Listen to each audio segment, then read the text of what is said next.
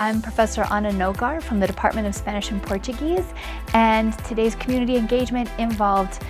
inviting our friends, 5th graders from Coronado Dual Language K through 8 to provide information to my Spanish 301 class. In the Spanish 301 class, my students create performances from regionally focused bilingual children's books,